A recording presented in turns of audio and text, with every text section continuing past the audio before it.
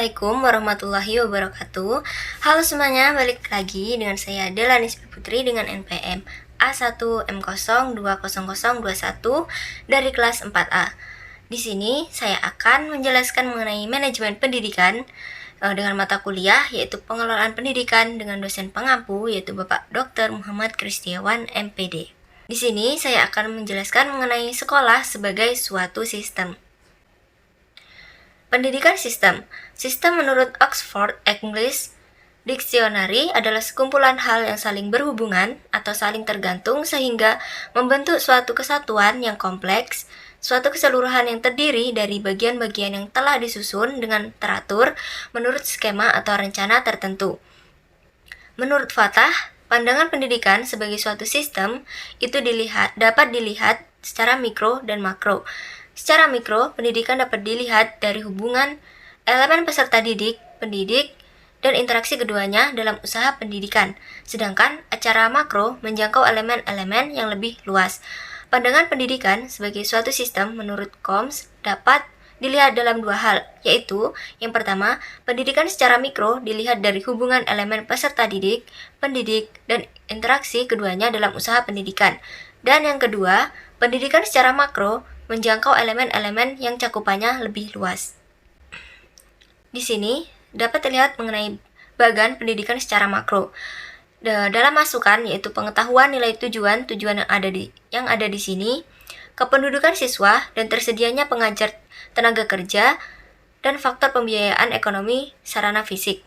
Dalam sistem pendidikan, yaitu terdapat individu, hasilnya lebih mampu memenuhi kebutuhan individu, pekerja pemimpin, warga, masyarakat, penyumbang karena pendidikan mengembangkan pengetahuan, keterampilan, nilai, sikap, motivasi, kreativitas, apresiasi, budaya, dan juga tanggung jawab. Lalu ada sekolah sebagai suatu sistem.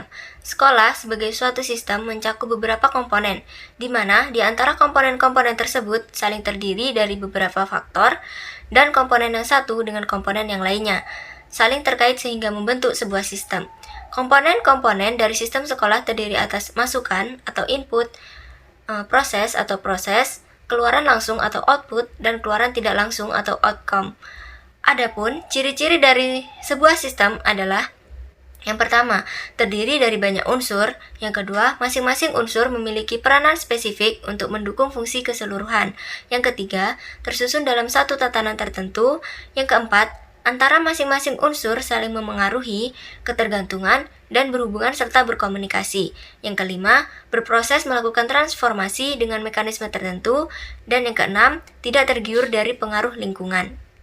Yang keenam, tidak tergiur dari pengaruh lingkungan. Yang ketujuh, mempunyai maksud dan tujuan. Yang kedelapan, memerlukan masukan dari luar atau lingkungan, memiliki mekanisme kontrol. Dan yang sembilan, mempunyai batas waktu.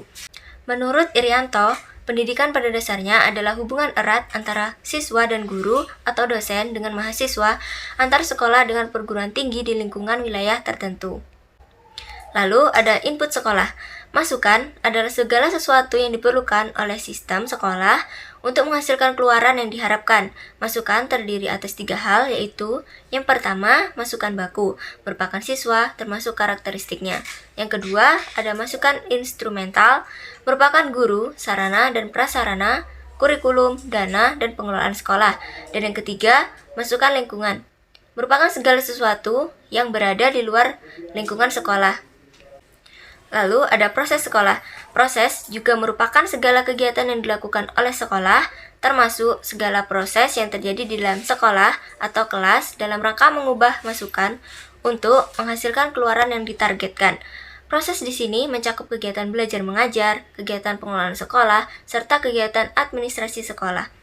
Bagi seorang guru yang akan melaksanakan proses pembelajaran, maka guru tersebut harus menguasai unsur-unsur perencanaan proses pembelajaran yang baik, seperti kebutuhan peserta didik, kompetensi dasar, tujuan, dan strategi, dan lain-lain. Perencanaan yang kurang optimal hanyalah akan menghasilkan kegagalan. Sebagaimana pepatah bijak mengatakan, gagal dalam perencanaan sama dengan merencanakan kegagalan. Lalu ada output sekolah. Output merupakan hasil dari proses menghasilkan lulusan sesuai dengan standar tertentu dan tentunya sesuai dengan harapan memenuhi kebutuhan yang diinginkan oleh masyarakat, orang tua, dan pemerintah. Output pendidikan sebagai suatu sistem dapat dicerminkan dari suatu prestasi mutu lulusan sekolah. Lalu yang terakhir yaitu ada outcome sekolah. Outcome merupakan keluaran tidak langsung yang menentukan berhasil atau tidaknya sistem sekolah. Outcome pendidikan sebagai suatu sistem dapat dicerminkan dari mutu lulusan sekolah, dapat melanjutkan pendidikan ke tingkat yang lebih tinggi atau dapat bekerja. Baiklah, itu tadi mengenai penjelasan dari manajemen pendidikan yaitu sekolah sebagai suatu sistem. Apabila terdapat salah-salah kata, saya mohon maaf. Saya akhiri. Wassalamualaikum warahmatullahi wabarakatuh. Baiklah, sampai jumpa di video selanjutnya. Bye-bye.